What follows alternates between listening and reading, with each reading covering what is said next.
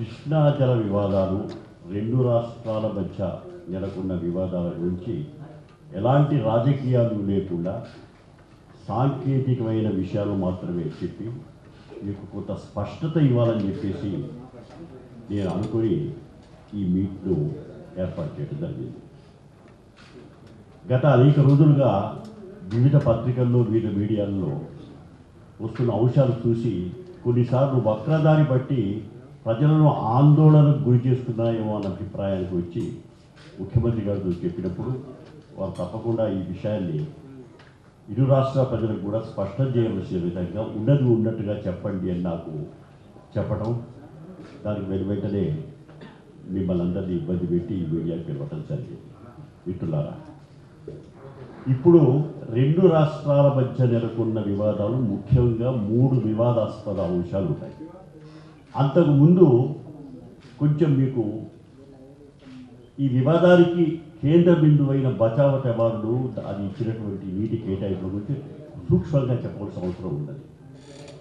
మీ అందరికీ తెలుసు, కృష్ణానదీ జలాల వివాదాన్ని గత బచావత్ అవార్డు అనేది ఒక న్యాయపీఠం 3 రాష్ట్రాల మధ్య నికర జలాల కేటాయింపు చేసింది.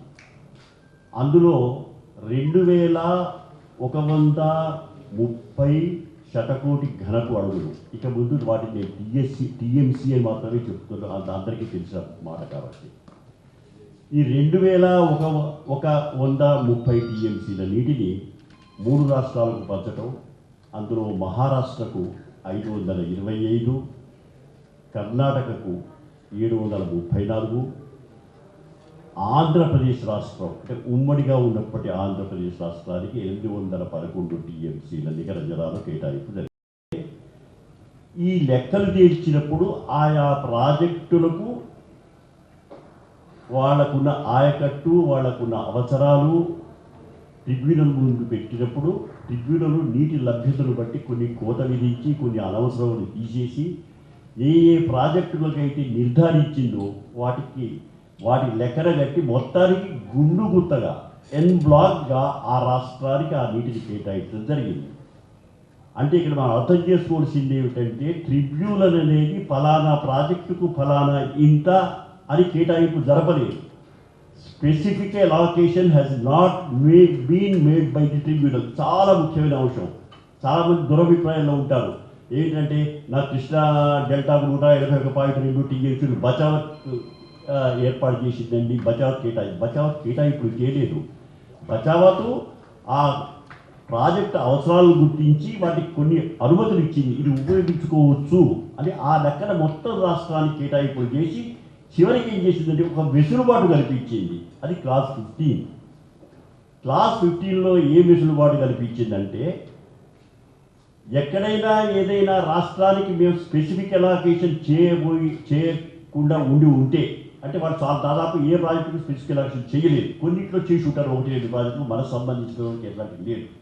అంటే మేము స్పెసిఫిక్ అలాకేషన్ చేయకుండా ఉన్నటువంటి ప్రాజెక్టుల మాత్రంలో మీరు మీ ఇష్టం వచ్చినట్టుగా వెసులుబాటుగా అటు ఇటు జరుపుకోవచ్చు, అంటే you are free to utilize the water with your boundary అని చాలా స్పష్టంగా క్లాస్ 15లో బచావత్ అవార్డు చేసింది.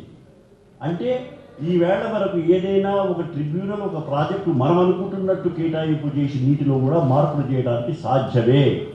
అందుకే మనకు పులిచింతలను భీమాలు వచ్చినాయి. అప్పుడు ట్రిబ్యునల్ ఒరిజినల్ అవార్డులో లేవు. ఇవి ఒరిజినల్ అవార్డులో 181.2 టీఎంసీల కృష్ణా డెల్టాకు వినియోగం ఏదైతే ఇచ్చారో దాంట్లో మార్పులు చేసి మేము ఆధునీకరణ ప్రక్రియ చేపడుతున్నాము, మాకు 29 టీఎంసీల నీరు మిగులుతుంది, ఆ 29 టీఎంసీలలో 20 టీఎంసీలను మేము భీమాకు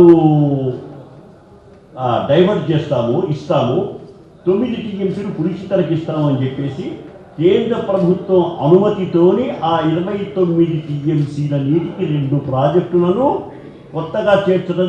ప్రస్తుతం కరీంనగర్ జిల్లాలో ఎక్కడెక్కడైతే 70 ఎల్పిసిడి నీళ్ళు ఇస్తా ఉన్నాం, ఆ అన్ని గ్రామాల్లో కూడా వెంటనే డిస్ట్రిబ్యూషన్ పైప్ లైన్ కూడా వెంటనే డబ్బులు కేటాయిస్తాం.